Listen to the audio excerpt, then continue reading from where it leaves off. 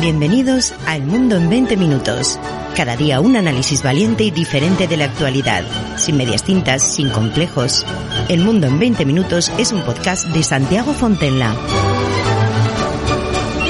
Bueno, pues aquí estamos otra vez intentando analizar asuntos interesantes, importantes que ocurren en España o en el mundo. En esta ocasión vamos a hablar de Rusia, vamos a hablar de Ucrania, vamos a hablar de lo que está sucediendo allí, y lo vamos a hacer con nuestro buen amigo Enrique Refollo, que como todos nuestros oyentes ya conocen, pues es un politólogo y analista que controla perfectamente toda la información que nos llega.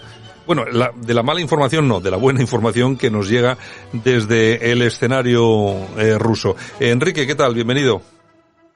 Pues muchísimas gracias, Santiago, como siempre. Feliz año nuevo, aunque sea ya enero. Sí, porque finales de enero, pero hacía tiempo que no nos veíamos por las ondas. Hacía tiempo que no nos veíamos, pero bueno, tú sí que has estado has estado en todos los escenarios posibles y alguno más. Me gustaría que hoy vamos a hablar de Rusia, de Ucrania, pero también me gustaría que hablemos de esa participación que has tenido, que me parece muy importante, en el Consejo de Seguridad de las Naciones Unidas, invitado por el gobierno ruso en una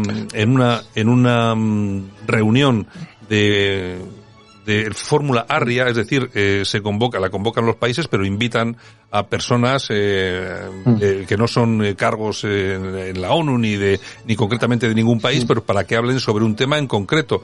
La cuestión es que ahí habías en esta ponencia participaban Arnaud de Bellay, que es un abogado francés, no conozco, también Maya Pirogova, que es una activista social de la región del Donetsk, y participabas tú como politólogo español. Bueno, ahí de qué se hablaba y de qué se trataba. Bueno, pues ahí se hablaba básicamente de lo que ha sucedido desde el año 2014 a los residentes del Donbass. ¿Cómo se produce esta invitación? Y bueno, cuéntanos un poquitín cuál ha sido, aparte de lo que dijiste, que vamos a entrar ahora con esto, ¿cuál ha sido tu experiencia? Bueno, la invitación no fue del gobierno ruso, fue de la Embajada Permanente de Rusia en la ONU. Y bueno, es algo que ellos llevan haciendo ya unos meses con gente que hemos estado en Donbass, que hemos conocido Donbass desde el primer momento, porque de hecho uno de mis últimos trabajos en la universidad precisamente trataba sobre el caso de la secesión de Kosovo comparado con Crimea y comparado con Donetsk y Lugansk, de cómo, desde Occidente unas cosas le parecen muy democráticas, como reconocer una simple declaración de independencia de un gobierno regional, y en el caso de Kosovo, y no le gusta cuando se trataba de cosas como Crimea o Donetsk y Lugansk, porque precisamente los intereses de Estados Unidos iban en contra de esos cambios territoriales. Uh-huh. Y por supuesto que en el caso de Crimea, Donetsk y Lugansk hubo referendos. En el caso de Kosovo hubo una declaración unilateral de independencia. De hecho, una de las cosas, por así decirlo, que le queda a la diplomacia española es que efectivamente se niega a reconocer tajantemente la secesión de Kosovo. Pero bueno, en cuanto al evento, que ya te veía con ganas, ya te notaba con ganas de no, por favor, hemos venido a hablar del evento. Bueno, pues a partir de ahí, para que la audiencia conociera mi experiencia sobre el tema, desde 2014 he estado analizando siempre al día a día todo lo que pasaba. Desde 2017 ya he estado allí varias veces, ya 5 veces. Y en definitiva, conociendo el antes y el después del febrero de 2022, porque desde que los rusos iniciaron la llamada Operación Especial Militar, la situación ha cambiado muchísimo, la situación de los civiles ha empeorado muy notablemente. En mi caso, por resumir, lo que traté en esta ponencia, es básicamente la hipocresía de ese mundo occidental que ha producido, por un lado, una división del mundo, como luego veremos en 2022, pero sobre todo ya tenía sus raíces en elementos propagandísticos, como el hecho de la reunión de Merkel y de Hollande en el campo de batalla de Verdún, en mayo de 2016, diciendo que era una desgracia la guerra que existió, las trincheras en Europa, y que ellos estaban comprometidos a que no volviera a existir otra guerra en Europa, que no hubiera más trincheras en Europa. Pero me pregunto yo, bueno, si Ucrania es Europa para ellos y el Donbass es parte de Ucrania, entonces el Donbass es parte de Europa. ¿Por qué no les preocupó de ninguna forma la existencia de trincheras en Europa, como precisamente es las que yo he estado en en el pueblecito de Saitsevo? Es decir, es algo que, incluso si quieres, te puedo mandar la imagen para que la pongas de portada en este programa, que desde Google Maps se puede encontrar trincheras de un lado, trincheras del otro, y una tierra de nadie entre 250 y 500 metros. En Europa. En fin, imagínense por un lado esa hipocresía o sea, esto es que Europa a veces, Europa no a veces, cuando les conviene, pues claro que sí, cuando les conviene es mucha Europa, cuando no les conviene, aquí nadie sabe nada. Bueno, hay una cosa que está muy clara: a nadie le gusta que se inicien guerras, sobre todo porque los grandes perjudicados siempre son los civiles. Lo que ocurre es que parece ser que algunos solamente se acuerdan de algunos civiles y no de otros. Bueno, esta reunión en concreto, el título exacto era La guerra sistemática de Ucrania contra los residentes del Donbass 2014 y en adelante. Vamos a ver. Aquí hay una cuestión que se olvida permanentemente, y es lo que ha sucedido, lo que ha hecho Ucrania, el gobierno de Ucrania, con la gente en el Donbass. Realmente, Enrique, ha habido una persecución, ¿no? Sí, es algo evidente, y por eso precisamente se produjeron tanto la revuelta en Crimea como en Donetsk, Lugansk y otras regiones de Ucrania. Y es que hay que entender la formación de la Ucrania postsoviética, que venía precisamente de ser la Ucrania soviética, la República Socialista Soviética de Ucrania, tiene unas fronteras determinadas por esos 70 años de Unión Soviética, y desde luego no es un país homogéneo como intentan vender desde el nacionalismo ucraniano, donde todo es Ucrania y nada más que Ucrania, y no hay más que ucranianos exactamente todos a imagen y semejanza de lo que puede haber desde Kiev hacia el oeste. Mientras que de Kiev hacia el este, pues ya van siendo malos ucranianos que hay que cambiar, y que si no se asimilan, si no se ucrainizan, entonces tienen que ser expulsados porque son rusos y en definitiva no pueden tener sitio en Ucrania. Ahí se produce un efecto muy interesante, y es como el nacionalismo ucraniano no quiere la gente, quiere el territorio. Se quejan de que si hay rusos en su territorio, entre comillas, pero en ningún momento se quejan de que ese territorio, esas fronteras, precisamente están marcadas por la Unión Soviética, que nunca existió un Estado ucraniano hasta la fecha, y que mucho menos la Ucrania histórica, la de los cosacos, el hetmanato cosaco de los siglos XVI, XVII y XVIII, ni de lejos tuvo las fronteras de la Ucrania soviética. Era más bien reducida a un espacio entre Kiev, Cherkasy, Poltava y, en definitiva, digamos, el curso central del río Dnieper, que es el río que estructura, digamos, que parte en dos Ucranias, un río enorme con una serie de embalses construidos en la época soviética, y en definitiva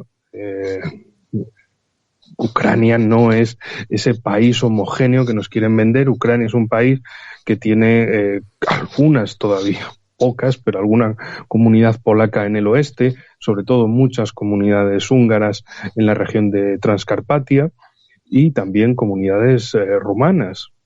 Asimismo también como la minoría tártara de Crimea, que ahora forma parte de otra de las muchas minorías tártaras de Rusia, y por supuesto toda la parte del sur y del este, que son básicamente Rusia, en la histórica Novorossia, que surge a finales del siglo XVIII y principios del siglo XIX, precisamente con la conquista de esos territorios por primera vez por el Imperio Ruso. Y ahí es cuando se fundan diferentes ciudades, en definitiva expulsando tanto al Kanato de Crimea que era un estado vasallo del Imperio Otomano como al mismo Imperio Otomano.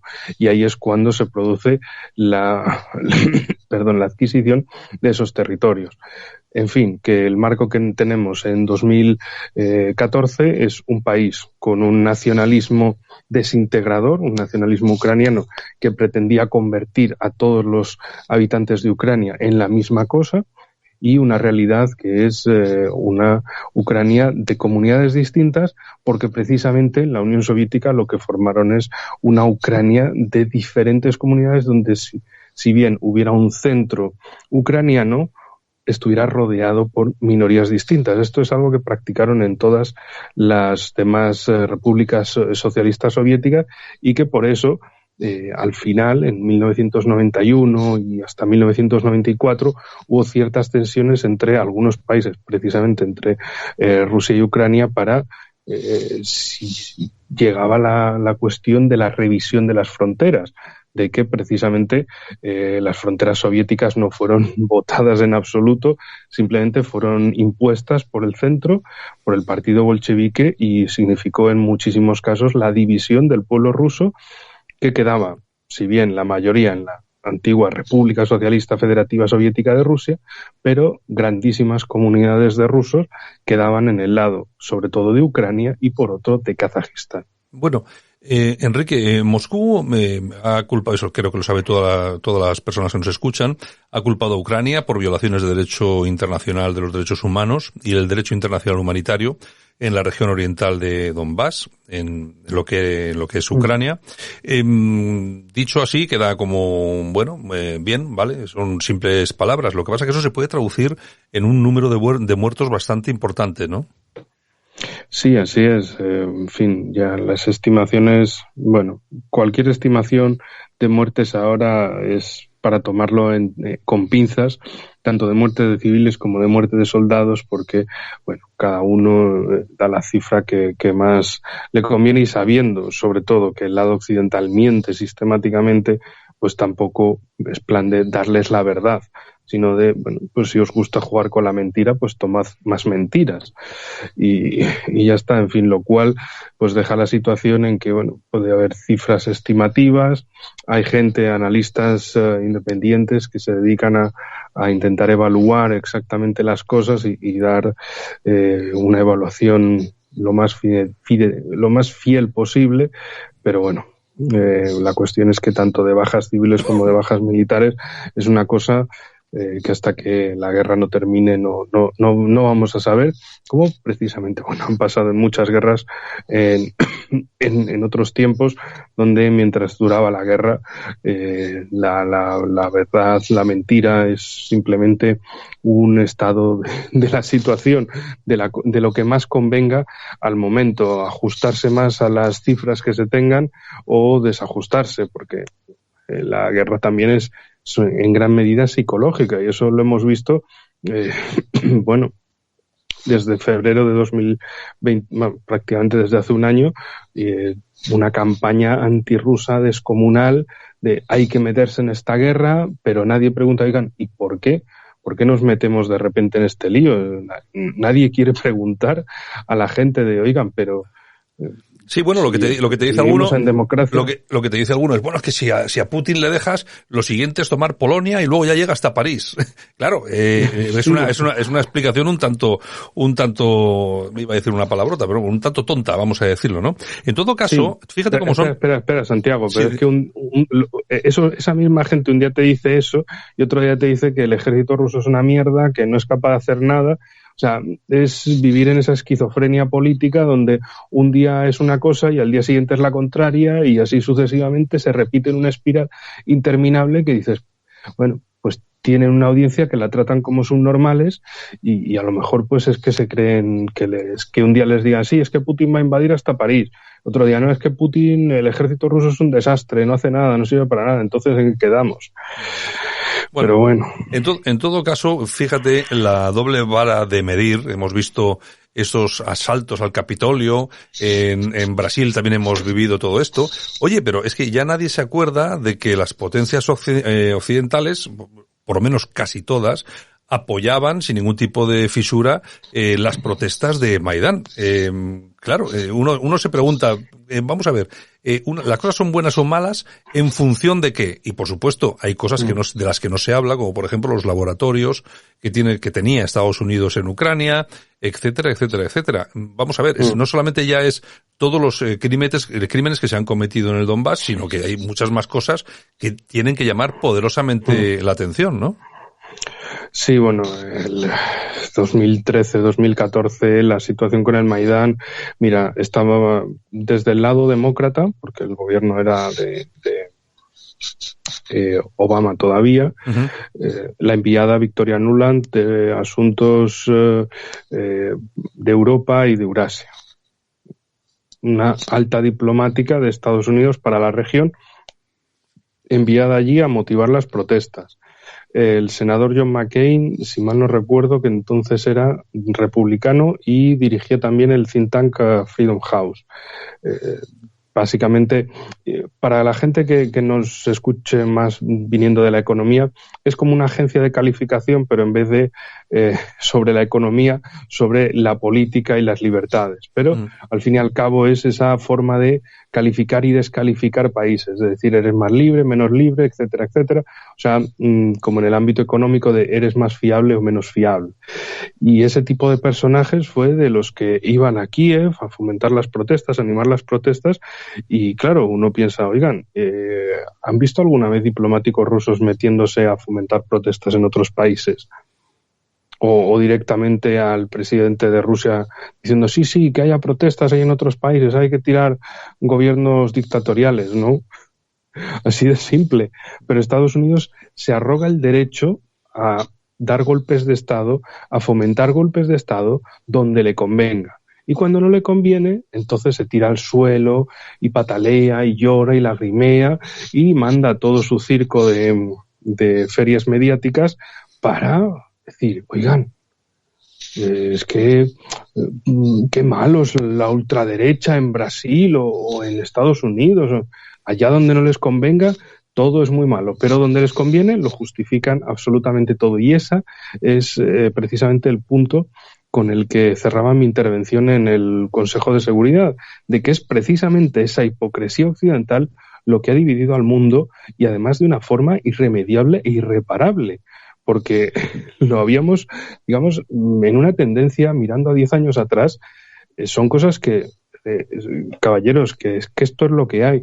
No, bueno, pero es que podría ser que a través de las instancias internacionales pueda haber acuerdos multilaterales, tanto que se hablaba de multilateralismo, pero era un fracaso porque esto nunca iba de que Estados Unidos cediera ni un ápice de su hegemonía.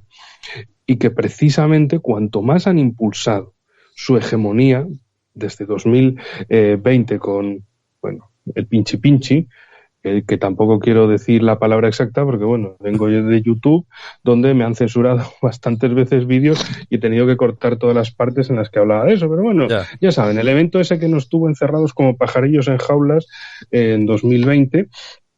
Y luego la cuestión de la guerra en 2022, lo que se ha mostrado es que esa hipocresía occidental de no queremos el bien para el mundo, queremos el bien para nosotros. ¿Y quién es el nosotros? El núcleo de esa hegemonía occidental. Estados Unidos, la élite estadounidense. Y luego la británica como el núcleo. También, bueno, el eje con Tel Aviv, que termina allí.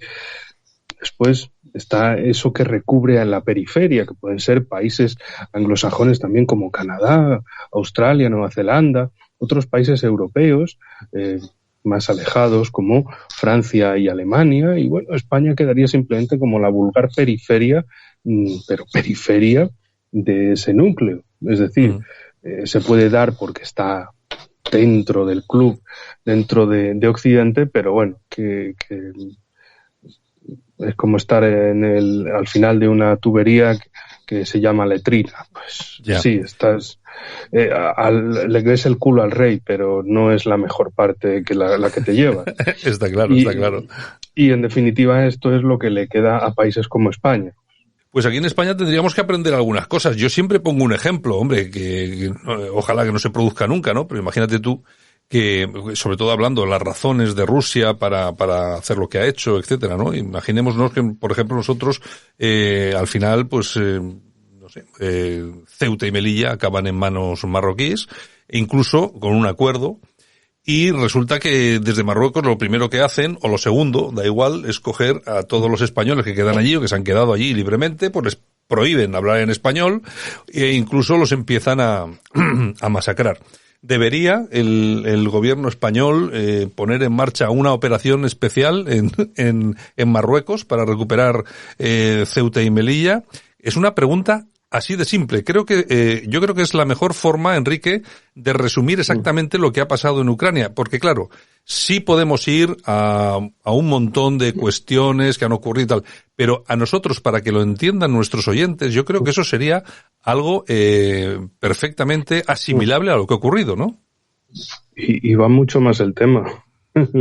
La cuestión es que el socio fiable de Estados Unidos, el socio con el que se dedican a entrenar, no solo Estados Unidos, también los británicos, incluso los israelíes. Sí, cuidado con los británicos. Cuidado con los británicos. Sí, que ellos van siempre a su interés. Por cierto, los británicos siempre han querido Tánger, históricamente. Siempre han querido, igual que España tiene Algeciras y Ceuta, ellos querían tener Tánger para intentar anular en lo posible la influencia de Ceuta en el espacio del Estrecho.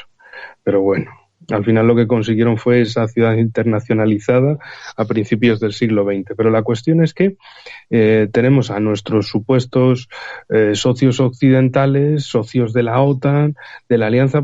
Lo digo porque siempre está el supuesto presidente de España, Pedro Sánchez, y sus ministros diciendo que bueno, es que somos parte de la alianza, tenemos que cumplir con ciertas cosas, y yo pensaba que eso es una cosa recíproca, no es meter la cabeza en la letrina y ver cómo te caga el rey encima, sino que, oye, que esto va de ser amigos, de sentarse a la mesa, compartir la mesa, compartir las cosas, y no que unos imponen y otros simplemente se quedan ahí con la boca abierta de pasmaos, como hace Pedro Sánchez. Dice, no, es que hay que cumplir lo que dice la alianza.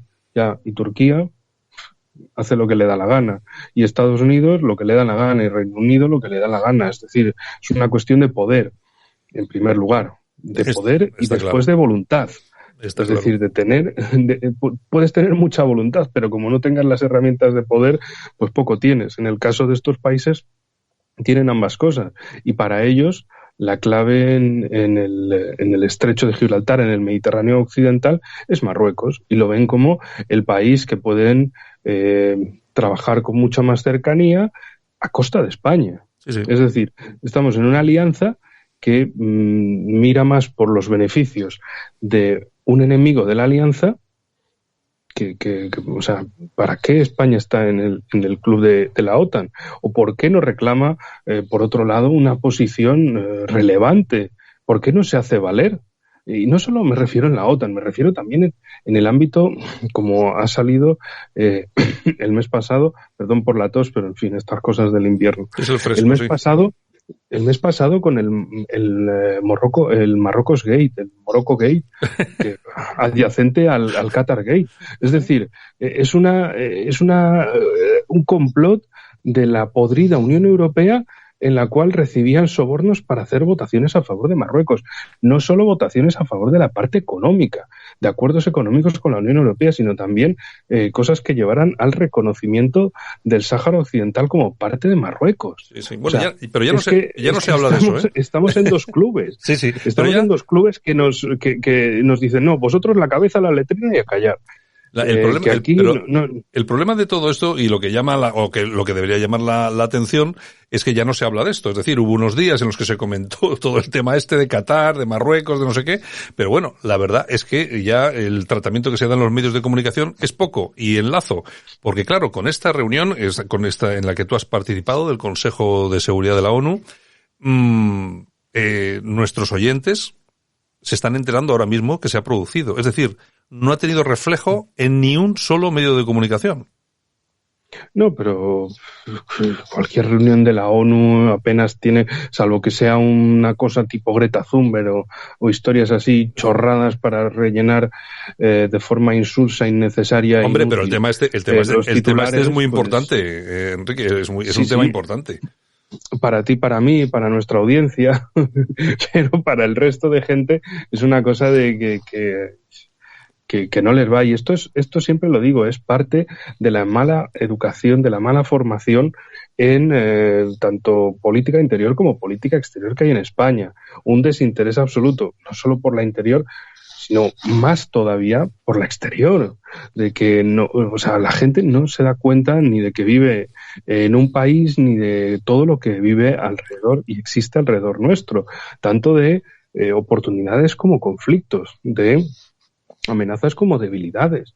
Es decir, es como si viviéramos en medio de la Antártida o en medio del Ártico rodeados por el vacío. Bueno, como si no hubiera problemas alrededor, como si nadie estuviera acechando contra nuestros intereses. Y no solo me refiero en el sur, como puede ser Marruecos, sino también por otro lado Francia o Reino Unido o Estados Unidos, que siempre han mirado con desprecio y con intentos de destruir España. Y esto es algo históricamente demostrable. Bueno, eso es así, eso es así desde siempre. Oye, Enrique, una cosa. Nos acordamos todos que hace, ya no sé exactamente cuánto tiempo, pero hace unas cuantas semanas, se enviaron las famosas bombas a la embajada de Ucrania, algún político, incluso al presidente del gobierno. Bueno, en aquel momento se dijo pues que aquello era más o menos como un fuego artificial, una especie de petardo con un poco de pólvora y tal. Bueno, y resulta directamente eso, que eran fuegos artificiales, claro, que el presidente recibió petardos. Y resulta que semanas después, ahora nos encontramos con que ha sido el servicio de inteligencia ruso el que ha mandado las famosas bombas, no bombas pirotécnicas. Vamos a ver, estamos ante otra campaña de desinformación total, ¿no? Es que perdona que me ría, pero es que yo estaba viendo hoy esta noticia y decía, pero, o sea, no es el servicio secreto así, o sea, es el directorio de inteligencia de las Fuerzas Armadas, el directorio de inteligencia del Estado Mayor de las Fuerzas Armadas de Rusia. O sea, es que es como, a ver, vamos a tirar una ruleta y donde caigan los dados, pues decimos que han sido ellos. Claro. Pues venga, le ha tocado al GRU, que además con esas siglas suena ahí a gru. A malo, suena malo. Sí. Suena a gente terrible. ¿Qué son? Ni idea, pero ya que he visto noticias que eran imágenes con el logo de las Fuerzas Armadas de Rusia, de ejercicios aéreos y cosas así, y que dices, o sea, te ponen unas imágenes, te van diciendo otras cosas para ver si te influye como de esta gente un día nos va a tirar un misil, van a venir con aviones o algo parecido, y luego hablaban de relaciones con grupos de ultraderecha. Claro, no puede faltar la ultraderecha. Por supuesto. O sea, la cosa es, sobre todo también para nuestra audiencia, los que no son de Madrid, los que son de Madrid seguro que se acordarán lo que pasó entre abril y mayo de 2021, el famoso caso de las cartas con balas, cartas con amenazas, con cuchillos ensangrentados. Jamás se volvió a saber, tampoco. Exacto. Y nunca más se volvió a saber y nunca más nadie volvió a preguntar, y todo el mundo sabía en redes sociales y todo el mundo apostaba en redes sociales, claro, menos los palmeros del gobierno, claro, y de esos tres partidos de la izquierda, de Podemos más Madrid y PSOE, que fueron justo los que casualmente recibieron el tema. Todo el mundo sabía que esto era una patochada, que era una pantomima que habían montado por las elecciones, que las cosas no cuadraban, que los datos no cuadraban, que había muchos puntos oscuros, y en este caso era lo mismo. Pero vamos a ver, pero es que no hay escáneres en correos, nadie escanea nada, nadie escanea las cosas ni en un ministerio. El tercer mundo. O sea, que todo el mundo tiene escáneres, que todo el mundo tiene que pasar escáneres para edificios oficiales, pero justo ese día es como en las películas, ¿no? Sí. estaba el edificio lleno de cámaras, pero justo por algún motivo desconocido, las cámaras donde ocurrió un hecho que da todo el movimiento a la trama estaban apagadas, no funcionaban, o ese día se perdieron las cintas. Pues esto es lo mismo. Y ya sabemos que las películas, pues bueno, son como son. En estos casos, pues si recordarán nuestra audiencia, allá por finales de noviembre, principios de diciembre, ya cuando dijeron, no, es que bueno, el presidente recibió petardos. Venga, este caso es una mierda. Abandónenlo, déjenlo, que es que... No, pero es que además, es que el presidente ha recibido petardos. Pero es que además, Enrique, es que nos intentan vender una milonga. Vamos a ver, nosotros, es que antes nos hablaban de los servicios secretos rusos y bueno, eran los que mataban con plutonio a alguien no sé dónde. No, ahora resulta que mandan petardos o fuegos artificiales. Vamos a ver, esto no hay quien se lo crea. Estamos ante otra campaña exactamente igual. Yo no sé si se va a convertir en peligroso, creo que ya lo es.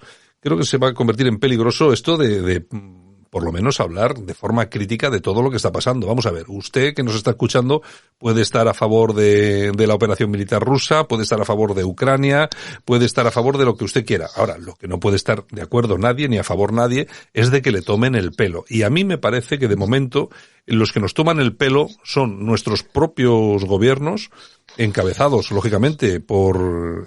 cuando hablo de gobiernos de Estados Unidos e Inglaterra, lógicamente, perfectamente escoltados por, en este caso por España y otras naciones, y yo creo que hay que ser conscientes de que tú podrás estar a favor o en contra de unas cosas, pero nunca de que te tomen el pelo, y nos están volviendo a tomar el pelo. Si cogiéramos, 50 titulares de los periódicos españoles de los últimos 3 meses, podríamos leer una sarta de tonterías que se han demostrado falsas, e incluso malos chistes, que Putin tiene tres personas, dobles que van a los sitios, Rusia se ha quedado sin misiles, yo qué sé. Y resulta que lo único que es verdad es que la OTAN está enviando armamento a Ucrania para bombardear, seguramente, seguramente no, con toda seguridad,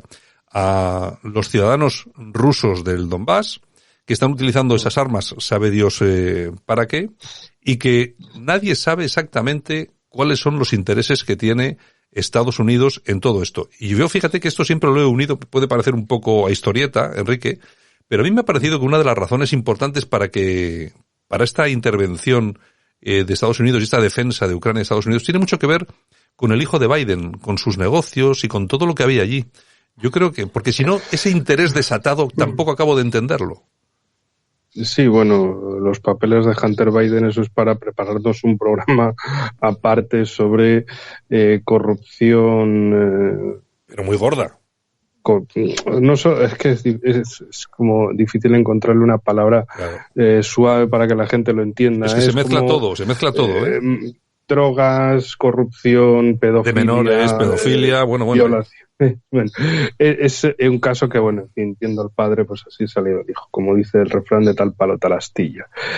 Pero sí, o sea, es por supuesto una parte que motiva la cuestión, pero para mí no es el todo, sino es simplemente los demócratas han lanzado, o sea, Biden, recordemos que cuando llegó al cargo en la Casa Blanca, lo que dijo es America is back, Estados Unidos está de vuelta, y como que iban a meterse en toda la arena política en el mundo para decir que estaban de vuelta, y eso es lo que han hecho. Por un lado, recordemos siempre, Ucrania contra Rusia y Taiwán contra China. Y otros países de Oriente Medio contra Irán, también malmeter entre India y Pakistán para ver si vuelven a la gresca. Es decir, en definitiva, que todo el mundo se pegue y mientras tanto ellos a cosechar beneficios. Hombre, está claro. Es decir, es una cuestión geopolítica más allá de que el presidente actual de Estados Unidos pues quiera tapar en lo posible los escándalos de su hijo. Sí, pero puede ser una razón interesante. Puede ser una razón interesante. Oye, Enrique, una cosa, aparte de todo esto, que yo sé que estás ahí al tanto, porque sigues muchos medios, ¿cómo está? Porque claro, nos habían vendido esas otras. Es que claro, las noticias que nos llegan sobre el conflicto en Ucrania, bueno, pues siempre no hay ni una sola noticia, no hay ni un solo vídeo en los medios de comunicación, en los mainstream, en el que se vea, por ejemplo, un Lancet destruir un tanque ucraniano. No, siempre aparecen, los ucranianos han hecho esto, han hecho lo otro. Bien, de eso no te puedes creer absolutamente nada. Entonces la pregunta es, ¿cómo va ahora mismo, cómo se está desarrollando en el campo de batalla la famosa guerra o la operación militar, como cada uno quiera denominarla? Y porque claro, aquí lo que oímos es que Rusia vuelve a avanzar, y a mí me da la sensación de que el ejército ucraniano está un poco, a pesar de que le están mandando armamento, están sobrealimentándolo, creo que está agotado, no, agotadísimo. Ahora mismo, situación finales de enero de 2022, lo que hay es el frente en Bakhmut. También aprovecho para decir, Bakhmut es el nombre antiguo, es el nombre de por lo menos del siglo XVIII, si mal no recuerdo, que era una fortaleza ya, o sea, es antiguo, y Artiomovsk, que es el nombre soviético. Si mal no recuerdo, de Artiom, que era un bolchevique de esa época, de los revolucionarios de esa época, y por eso, bueno, se llama Artiomsk, y ahí, bueno, la calle principal de Donetsk es la calle Artiom, o Artiomskaya, o Ulitsa Artioma, calle Artioma, y bueno, en fin, ese detallito, pues porque mucha gente a lo mejor ve que hay dos nombres. ¿Y por qué dos nombres? Bueno, pues porque uno es el antiguo y otro es el soviético. Uno es de la época del Imperio Ruso, Bakhmut, y el otro es de la Unión Soviética. Y bueno, la cuestión ahí, claro, lo de Bakhmut, vamos a pararnos un poco en el tema. Había un meme en Twitter que básicamente representaba con colores de más suave a más intenso, por donde pasaba todo el argumentario pro-ucraniano de decir que nunca iba a caer Bakhmut, hasta decir que se han retirado de una posición innecesaria o que no tenía ningún valor. La cuestión es que Bakhmut es lo que frena los avances rusos en el eje Siversk al norte, Artiomsk y la misma ciudad de Donetsk, de todos los arrabales, desde Avdiivka, Pisky y Marinka. Es decir, es un punto muy importante. Los ucranianos lo habían fortificado muchísimo y habían metido una cantidad descomunal de fuerzas. Fuerzas que han ido perdiendo, por mucho que intenten decir que no es así. Por otro lado, cosas importantes en Soledar. ¿De dónde viene Soledar? De Solt, de sal. Sí, claro. Porque tiene la mina más grande de sal, por lo menos de Europa. Y eso es mucho dinero para el que la tenga. Son muchas riquezas. Es decir, lo pintan como, no, solo han pillado un pueblecito. Pues es como si pillas una finca de 50 y justo en la tuya tiene petróleo. Pues sí, será una finquita pequeña, pero justo en la tuya tienes petróleo, no en las otras. Así que tú te vas a hacer rico vendiendo ese petróleo. De todas formas, entonces, Enrique, el envío de armas por parte de la OTAN, no sé, hay personas que dicen, bueno, es que claro, si mandan los HIMARS, mandan no sé qué, cambia el rumbo de la guerra.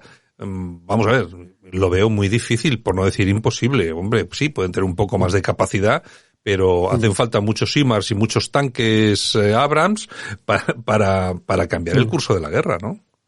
Bueno, antes que pasara eso, la otra parte donde está habiendo avances rusos es en la provincia de Zaporilla, y es precisamente en el sentido hacia Orejov, que es digamos el centro de las operaciones entre Rusia y Ucrania para tomar ese que es básicamente otro punto neurálgico, otro centro de comunicaciones en la región, desde el que llegan y parten numerosas carreteras, exactamente igual que en el caso de Bakhmut. Y Orejov significa tomar toda esa parte central de la región de Zaporilla, que está en manos de Ucrania, y abrirse el camino hacia la misma capital, la misma Zaporilla. Así que, por más que algunos digan, no, es que son cosas pequeñas, mira tú lo que han avanzado ya, pero ¿cuánto han perdido los ucranianos? Y bueno, por el lado de los tanques, fíjate que estaba viendo toda la situación en estos días y decía, qué hipócritas, qué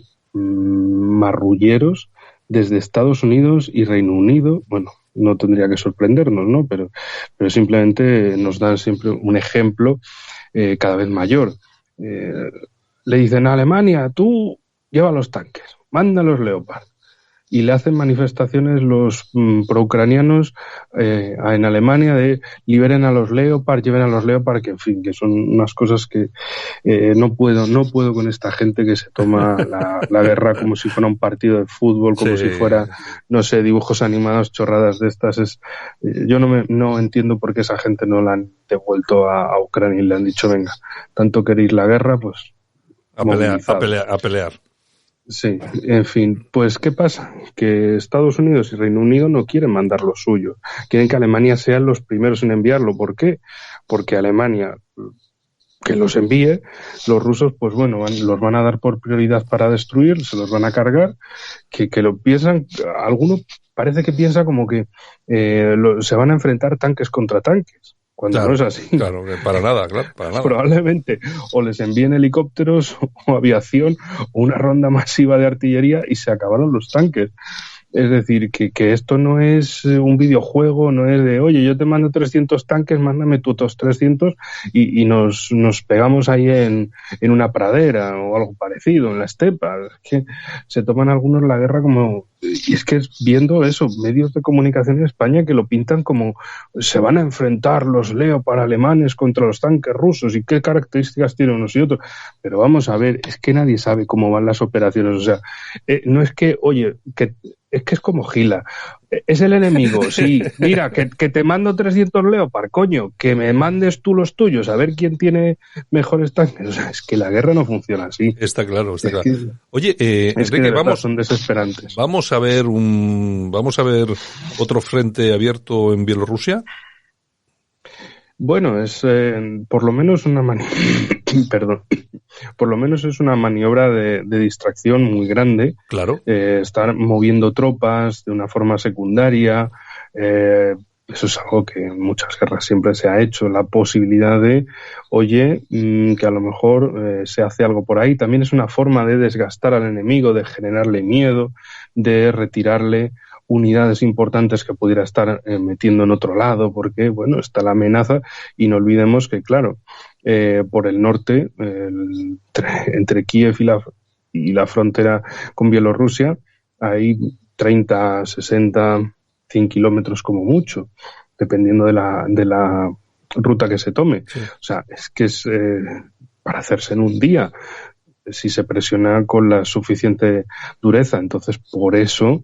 bueno, está el miedo de, oye, a ver si van a volver a intentarlo, van a estar haciendo una preparación mayor y, claro, mientras que hacen eso, sale ahora la palabra en ruso, el katiol, el embolsamiento en Bakhmut, llevándose por delante a buenas unidades ucranianas, muy entrenadas y todo eso, mientras que es lo que les puede quedar en la retaguardia, defensa territorial, de gente entrenada apenas un rato, que quizá ni tengan experiencia militar o muy escasa, mientras que las unidades principales las han perdido. Y esta es la clave de la cuestión de lo que no entienden algunos que está haciendo Rusia. Y es, para Rusia lo importante no es el terreno, es la eliminación de las fuerzas militares enemigas. Porque si el enemigo se queda sin fuerzas militares, no podrá defender el territorio más tarde. Mientras que si Rusia preserva las fuerzas militares, pues aunque pierda el territorio un día, va a ganarlo al día siguiente. Y que las vidas de sus soldados no son como para, derrocharlas, dejarlas ahí, que se mueran y ya está. Y no querer ni recibir los cuerpos de sus soldados, y esto es un tema que, bueno, cuando termine la guerra le va a pasar mucha factura a todos los bandidos del régimen del Maidán, porque claro, no quieren reconocer bajas por dos sentidos. Claro. Por un lado, ya el reconocimiento de por sí pues es grave, pero al reconocerlas tienen que indemnizar a las familias. ¿Con qué dinero? Mal en dos sentidos. Nuestros oyentes tienen que saber, el que no lo sepa, que hay todos los días en Kiev hay manifestaciones de madres, de mujeres, de esposas, de hermanas, de soldados desaparecidos. No les han dicho ni dónde están, ni cómo están, y es un poco lo que está contando Enrique, que es lo que está pasando. Es decir, si ahora mismo se atreven las madres y las mujeres a manifestarse, imagínense ustedes cuando acabe la guerra. Es que esa es la cosa. Los ponen con desaparecido. Pues no está ni vivo ni muerto, está desaparecido. No se sabe, no es problema nuestro, claro. No sabemos dónde está. No reconocemos la baja, porque no es una baja, es un desaparecido, y no tenemos que indemnizar a nadie porque no está dado por muerto. Así que, o es un herido que haya sido recuperado, o cualquier cosa, no queremos saber de eso. Y en fin, es esa corrupción, es esa falta de humanidad hasta con los suyos, pero bueno, les va a pasar una grandísima factura. Estoy convencido de que va a ser así. Enrique, bueno, creo que la relación, vamos a ver, yo soy de los que piensa que a Rusia no se le ha dejado otra opción más que poder, después de todas las sanciones, que no son de ahora, que vienen de hace mucho tiempo. Después de todo lo que le está sucediendo y pasando a Rusia, no se le ha dejado más opción que buscar socios allá donde ha podido. Hay gente que... Hay dos tipos de personas. Unos que apoyan a Rusia porque son muy comunistas y se piensan que Rusia es la Unión Soviética, están absolutamente equivocados. Putin podrá ser cualquier cosa, pero comunista me parece que va a ser que no. Pero, y luego tenemos a los otros, ¿no? A los que dicen hay que hacer la guerra a Rusia precisamente porque sí son comunistas. Es decir, siempre planea ese tema. Y lo único que hemos hecho, y lo hemos hecho todo Occidente, ha sido echar en manos, yo qué sé, de China, de Irán, de Taiwán, a Rusia. Son lo mismo, no tienen nada que ver, no tienen nada que ver ni como regímenes políticos ni nada. Pero sí es cierto que ahora mismo ese empujón de Occidente ha conseguido que las relaciones entre Rusia, China, Irán, etcétera, sean muy fluidas, ¿no, Enrique? Sí, bueno, por la parte de el comunismo en Rusia, mira que he estado a veces, y a ver, lo que sucede es, y esto sí se podría aprender mucho en España, es que en Rusia ven su historia como su historia completa. Claro. Entonces, ¿qué pasa? Que para ellos la Segunda Guerra Mundial fue una terrible invasión alemana, 27 millones de muertos entre civiles y militares, y eso les costó, ese coste de vidas fue el camino a la victoria para llegar a Berlín en abril de 1945.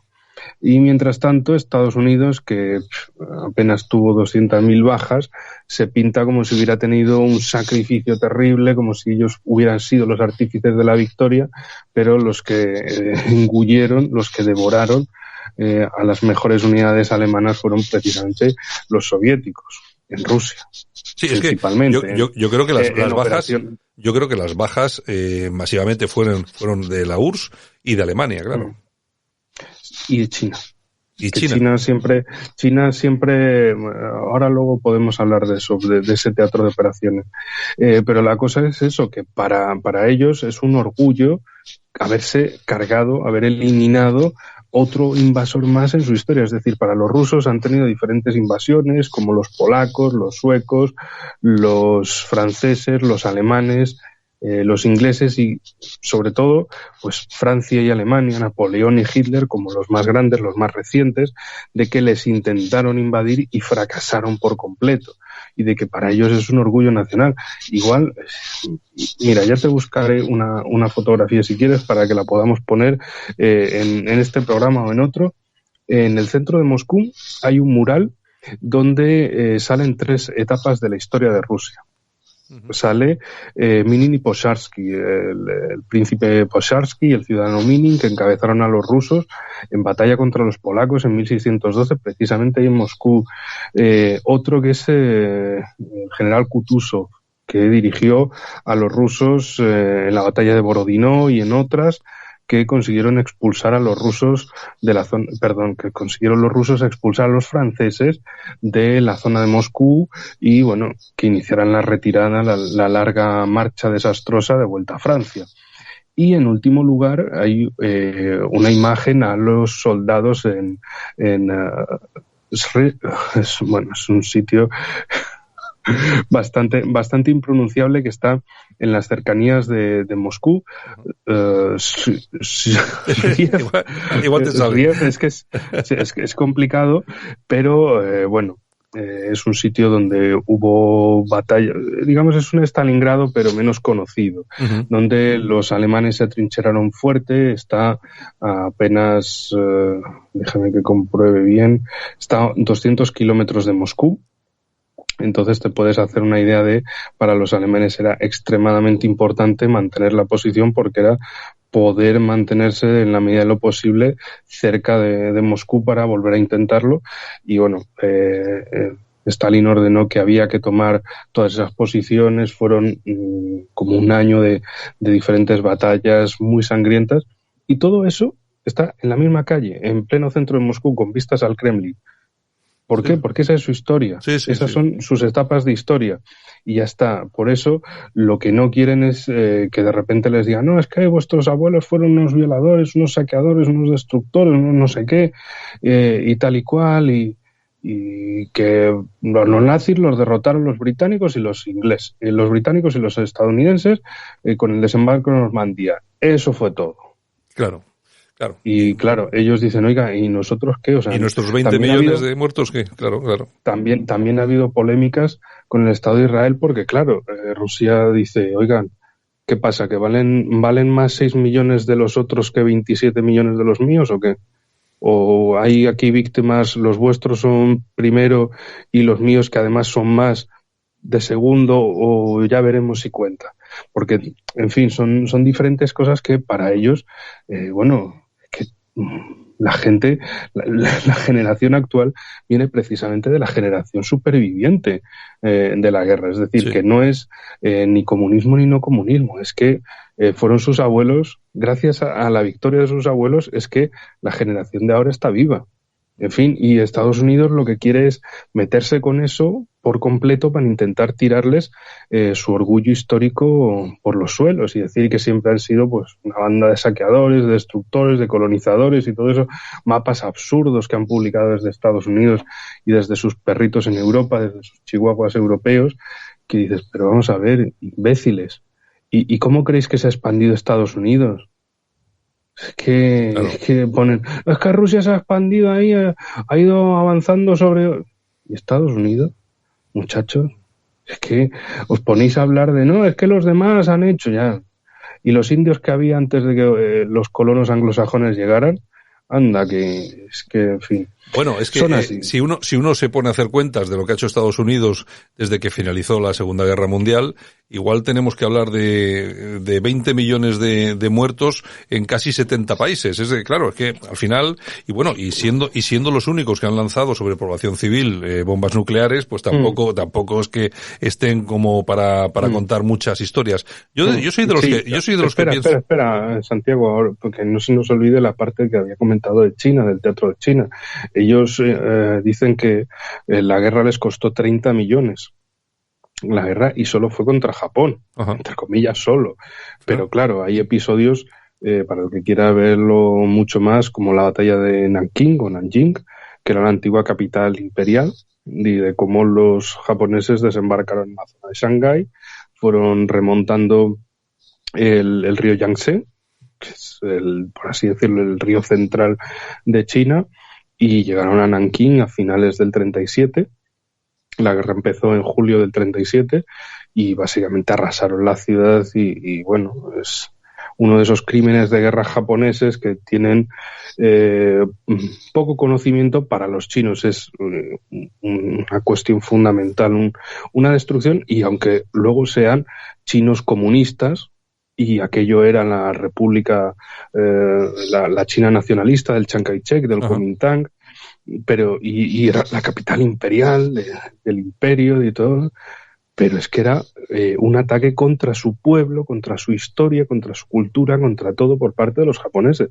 Y en la China, como digo, aunque se digan que son comunistas, eso lo recuerdan como un evento nacional, como un desastre nacional del pueblo chino. Y claro, eso es algo que en Occidente no se entiende, porque el Occidente está marcado básicamente por política fútbol, fútbol política, de tú qué camiseta llevas, pues ya está, no me digas más. Y no se entienden las cosas de un país como tal, sino que bueno, cada uno se queda con su feudo, con su pequeño campanario, y lo demás ni le importa, ni lo conoce, ni le interesa. Y bueno, pero otros países sí que ven su historia como un todo. Bueno, Enrique, que llevamos una hora charlando, vamos a ir acabando, si te parece, porque tendremos más oportunidades de seguir hablando. Pero solamente preguntarte una cosa, porque vamos a ver, aquí que nadie se equivoque en cuanto a nuestros oyentes. Yo ya te digo, no es Enrique Refollo apoya con absoluta claridad a Rusia y las iniciativas que ha puesto en marcha Rusia en Ucrania.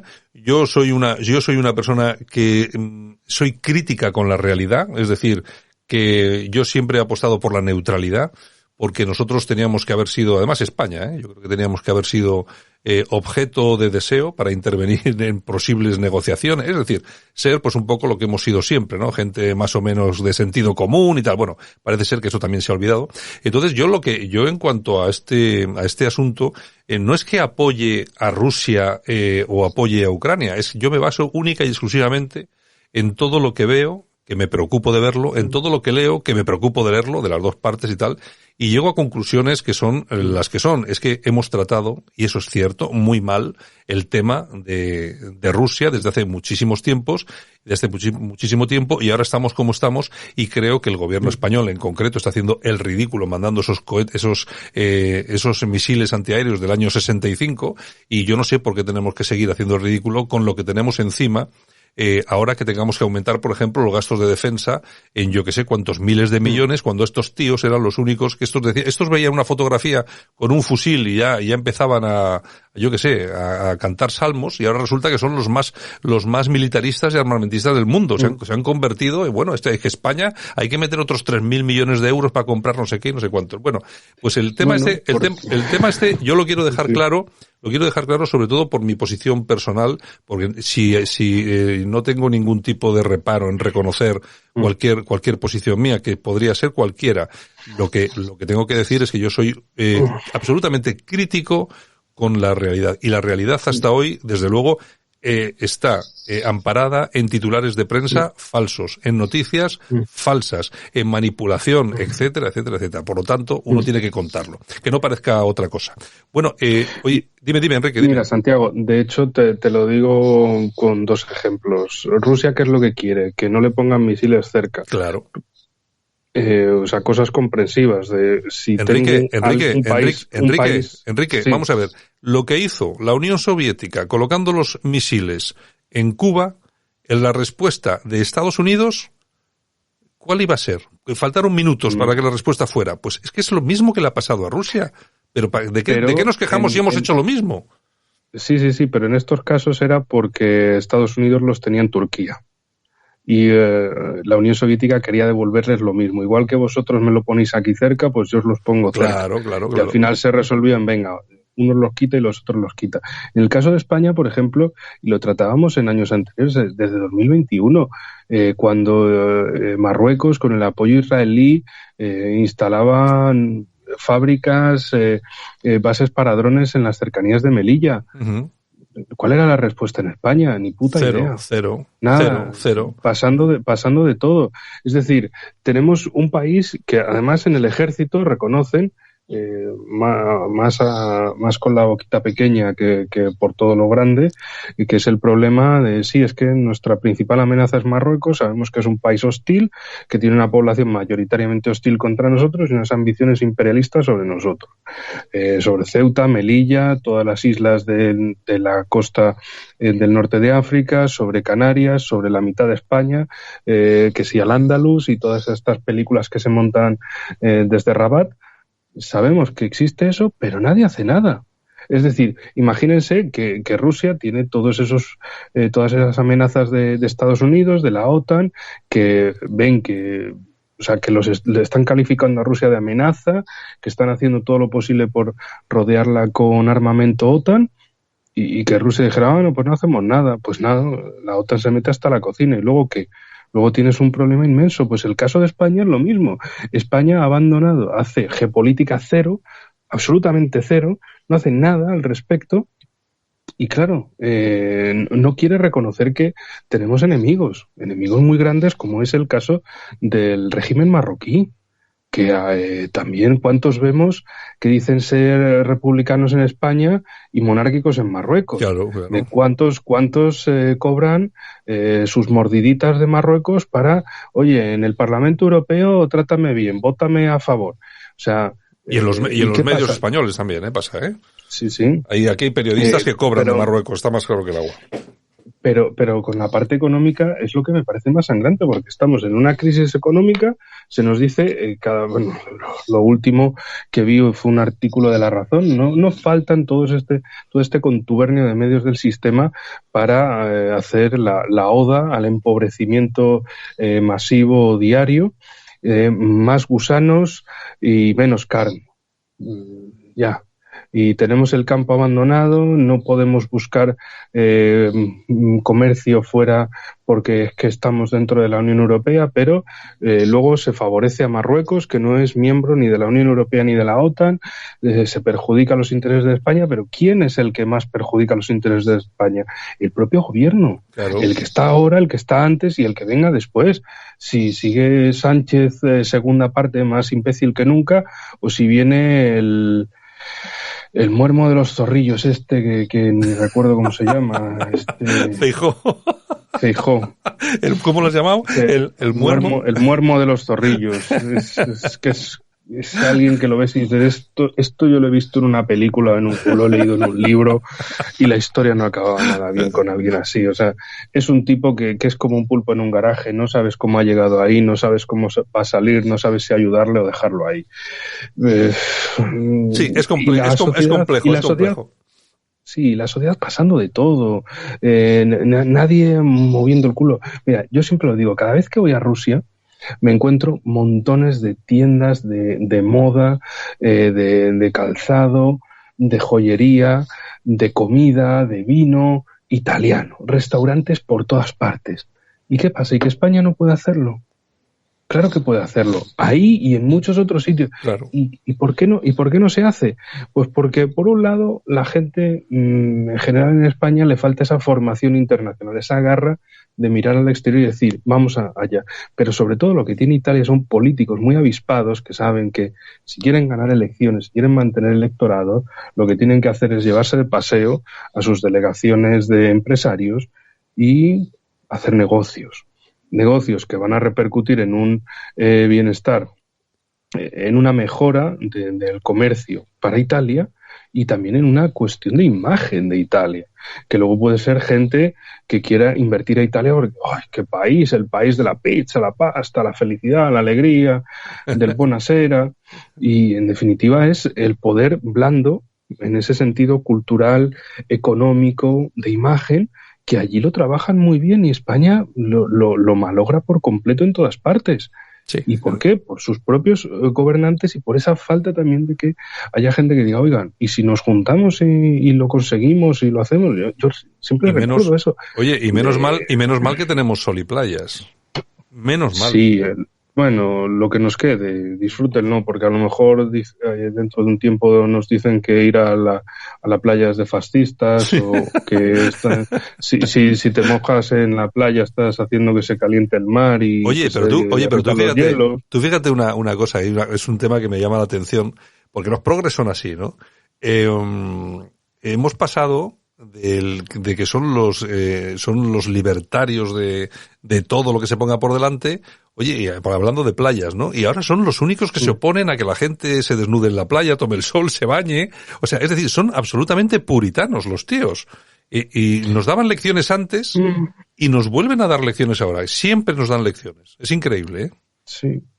Bueno, yo siempre recuerdo, y tú lo recordarás mejor que yo, los años 80, por ejemplo, grupos de hard rock, felices del 80, glam rock. Felices 80. Sí, de gente que los Twisted Sister, por ejemplo, 5 tíos que se vestían de mujeres, que claramente sabías que eran hombres, sí. que no eran travestis ni nada, que lo hacían así por por molestar un poco y que luego otros te quieran decir en el año 2022 o 23, es que mira lo que estamos haciendo, ya se hacía en los 80.